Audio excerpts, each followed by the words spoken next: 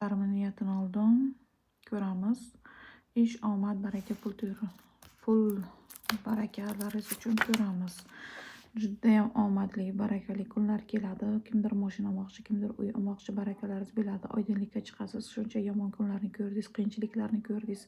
Pulga zorlandingiz, qarz, kredit mana shunaqalar bo'ldingiz. Ulardan chiqib keta olasiz. Qachon hayotim yaxshi bo'ladi degansiz. Mana hayotingiz oldinga yaxshi, oydinlikka chiqishingiz, murodingizga yetishingiz, kimlardir farzand ko'rishi, kimlardir esa yuqori lavozimlarga ega bo'lishi, kimdir murodiga yetishi, kimdir uyiga xursandchiliklar, xayr barakatlar kelishi bor deb turibdi.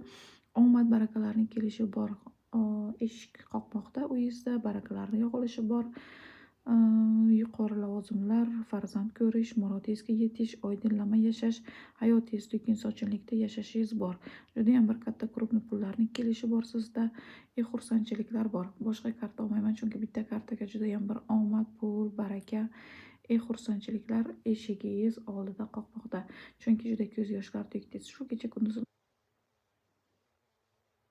hamma taraflama judayam siqildingiz, judayam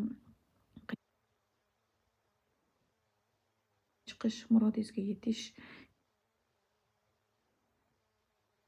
kishining energiyasi tushadi bu yerda.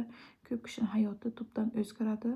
Xursandchilik, omadlarning, barakalarning kelishi, murodiga yetishi bor.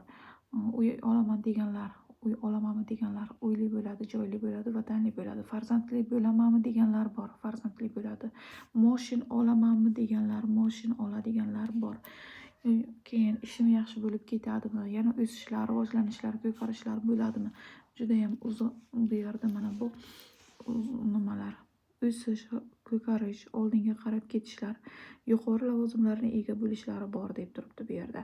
Mana shunaqa sog' bo'linglar, salomat bo'linglar, yana ko'rishguncha xayr.